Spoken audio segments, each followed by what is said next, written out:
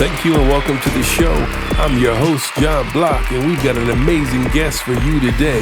We've got the heroic Dele Atanda, creator of the Web3 comic MetaKnyts. Yes, his team is out there literally saving the world. You're gonna love the conversation. But before we talk about that, let's talk about FTX. Let's talk about all the mess. Let's talk about all the good times and the bad times and the stress. Let's talk about it. Talking FTX. On second thought, let's not. On with the show. Welcome to ROK the BLOK. I'm your host, Jon Blok, and today we have a very special guest, founder Dele Atanda of MetaKnyts. How you doing today, Dele? Hey, great to be here. Really looking forward to the show. Awesome. Well, thanks for making the time. So first of all, I had a chance to kind of check out the site and see some of the video, and the content looks really exciting for MetaKnyts. How long have you been working on this? Yeah, thank you. That's very kind of you to say. We really appreciate those that kind of feedback. The project started as an idea in 2018. And then we started working on 2 pilot episodes in 2019, which we then launched a crowdfunding campaign around, raised $1 million on that. And then basically, as part of that process, continued building out the content. So, built out the further 11 episodes from there. But essentially kind of working on it since 2018. Very, very cool. So let's talk about, maybe let's start from the beginning, like logistics of even building this out. How did this idea even come to you for MetaKnyts? So, we've been doing a lot of work around data sovereignty, self-sovereignty, and data ownership, and the crypto and the blockchain, sort of understanding the space. And it became clear that if we were going to get some traction and people to really get on board in the space, we needed to find a way to talk in a less technical manner, in a way that kind of was more emotional, that was led by narrative, that people could connect with the story and understand the importance of the space with. I'd grown up on comics. I'd always seen them as a very powerful medium, and very impactful on me in my youth. And then just really, the idea about, I kept going over this term that had been used to describe like Facebook, Amazon, Netflix, and Google as FANG stocks, and then BAT stocks, Baidu, Alibaba, Tencent. And I just that kept going around my head, and I just thought this sounds like a perfect sort of scenario for like a group of cyber vampires, and then the rest kind of followed from there. Very, very cool. So it seems like, your target market, you're shooting to the future, for your audience? Young folks into comics of the future, right? The next generation. Totally. Gen Zs and Alphas, really. Zalphas, as someone amusingly described them the other day. But yeah, no, very much so. I think, they're the generation who understand tech on one hand, but they're also the generation that understand what needs to happen, the changes that need to happen. They're very purpose orientated, and I think that we're going to see mass adoption of this movement, this decentralized movement in Gen Zs particularly, and then Alphas following on from there. So let's talk about the creative team behind the scenes. So your artists and illustrators, do you have pretty much female artists that are illustrating the comic?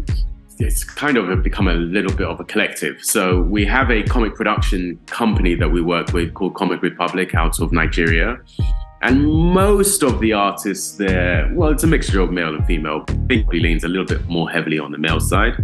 But then what we then did after creating the characters and the story, we then commissioned 4 leading female artists here, crypto artists, from within the Black crypto art community, to work on a character from the story, and to create a PFP collection, which is sort of a classic sort of NFT formula, where we took one of the characters and they hand drew the traits for the character, and then we put this through an AI, a GAN as it's called, and that then randomizes them to create unique versions. So we produced 1,860 unique interpretations of each character, and we've got like a suite, a collection of 10 characters. So these artists worked on the first 3 characters from that collection, and those are more those are art pieces inspired by the story. So they're a lot more involved visually. You know, they're very rich, very layered, heavily sort of illustrated compared to the comics in that regards. They're kind of more deeper art pieces. Yeah, sure. Well, the comic looks beautiful visually, and it's not just a comic, right? There's a gaming component to this. Tell us about the gaming component connected to this. Yeah, I mean, so basically our mission with MetaKnyts is basically to transform ownership through storytelling and play. And in that sense, the storytelling is really to kind of ignite people's curiosity, to get people to really start to question why crypto and understand that question a bit more and kind of have an answer as to why is decentralization important, why is self-sovereignty important, what does this all really mean, what's it about? But then the other part of the mission is then to onboard people into the space. And gamification was perfect mechanic for that. So on one hand, there's gamification in terms of gamifying rewards and things like that in the community, but then there's an actual video game that we're developing as well. So that was always kind of part of the mission and vision, and it's become interesting now, particularly in the last 12 months. There's been a huge amount of interest in the metaverse generally, and the story's very much about the battle for the soul of the metaverse. So, and game developers are really in the prime position to lead development of metaverse properties. So it's becoming a game and a metaverse platform in that regards now. Okay. All right. So we talked about the logistics, we talked about the team, the gamification connected to this. So let's talk about the story. So what's the overview of this story? What is this story about? Great question. I love that. So basically, the premise of the story is that there are two worlds. There's a physical world, the analog world that we know called Terra, and then it has a digital twin called Digiterra. And most people are not aware of this Digiterra, and they're not aware that they have a digital self in this Digiterra. The arc of the story is that you have a physical self, a digital self, and a mental self. Now, there's a conglomerate of cyber vampires who live across both of these realms, but focus particularly on sucking people's data in Digiterra, and that data gives them power. We call it density in the story. So the more data they suck, the more dense they become, the more powerful they become. And they use that to enslave people in Digiterra, and they know that if they can control people in Digiterra, then they can control them in Terra. So the Fangs have basically been doing this for a while, and they're at war with the Bats. So the Fangs are in the west, the Bats are in the east, and they're both racing to create a super AI. And they believe that whoever creates that AI first will get to rule over both dominions for, not eternity, essentially. And so they've been going about this sort of hidden away for decades, and no one's really known what's going on. But there's been a rebellion that started to swell in Digiterra, led by a character called Sage and a group called the Cypherpunks. And that eventually turns out to be Satoshi Nakamoto. And, they're basically trying to bring a decentralized technological paradigm to bring decentralized money, decentralized data, and decentralized AI to combat the Fangs and the Bats and to liberate the citizens of Digiterra and Terra effectively from this centralized tyranny that's coming. And they then pass the mantle on to the MetaKnyts. Satoshi really and the cypherpunks start around money. The MetaKnyts really take the revolution to data, and they sort of lead this movement to decentralize information and data and to create a decentralized AI off the back of that can basically free mankind from this grip. Wow. That is epic. It's massive. What a vision. What a grand vision. Based on, the imagery that I've seen so far, it looks amazing. But I think what's really cool is that, you have this narrative, you have this comic, but the core vision and mission of this is very much close to, the reality, like your IRL business and experience. So let's, talk, give us a little bit of information about, where are those touching points where things do connect with this comic and a story that people can just enjoy for entertainment purposes, and what you're actually doing with your business in different ways.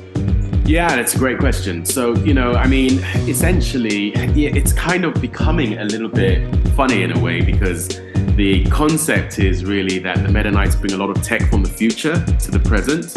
And that's essentially what we're doing with the project. We're bringing a lot of data sovereignty, data ownership, privacy tools, and data monetization tools to our user base. And, again, starting with that, piquing people's curiosity and interest. And then from that, they then, so for starters, like as a first thing, people will set up a wallet. So we're distributing the comics themselves. I mean, you can buy them in print and, traditional format, but you can also buy them in digital format as motion comics. There's new types of animated comics that really can only exist digitally, right? And so those are being distributed as NFTs. So people can buy those and they become collectible. And to buy those, they have to get a wallet. They have to sort of understand that process of holding an asset, or, basically getting cryptocurrencies to pay for it, and being able to have this as an asset that they own and hold. And if they want to kind of give it to someone or loan it to someone, that whole sort of process around that. So that's an intro. But then through that, we're introducing like a self-sovereign wallet and a self-sovereign identity management service.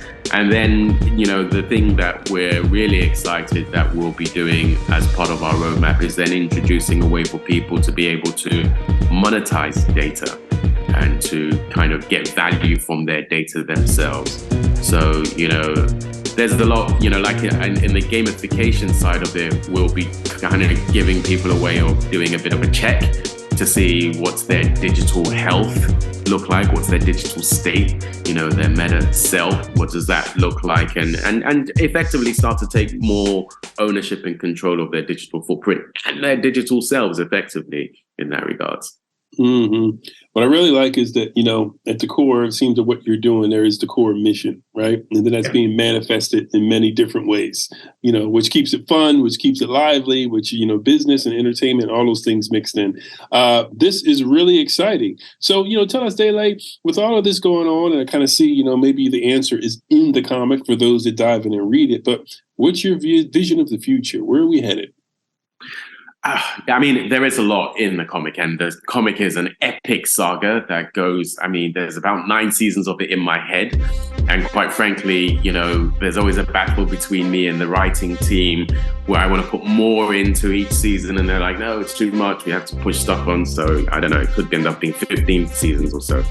But we'll probably, not all, I don't think that all the story will necessarily be told across all the mediums in that regards. But yeah, the vision for the future is that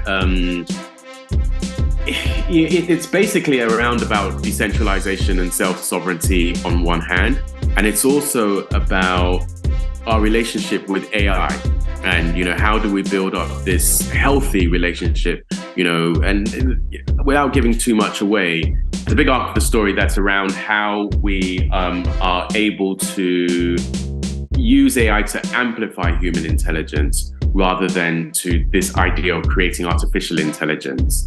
So that's sort of, and really understanding the boundaries of that and what do we do to create a sustainable, ethical society is essentially kind of the large gist of it. Well, I think that's enough of an appetizer to sample to get anybody excited. I look forward to diving in even more. What's the best way for someone to follow? Where should they go to get more information? So MetaKnyts.com, METAKNYTS, is pretty much our home for everything. We like I say, we're about transforming ownership. So one of the things we're doing is actually allowing people to buy shares in the company through a Reg CF offering. Again, there are links to that there. You can get the NFTs there, get the comics there. You can see the information about the game and stuff there. So, it connects to all the social platforms, Discord and Facebook and all whatnot as well. So yeah, MetaKnyts.com is really the home to find all these things. Fantastic. Well, Dele, we appreciate you taking the time to chat with us today about MetaKnyts. Looking forward to the adventure. Yeah, thank you very much for having me on. I really enjoyed it and look forward to updating you more soon.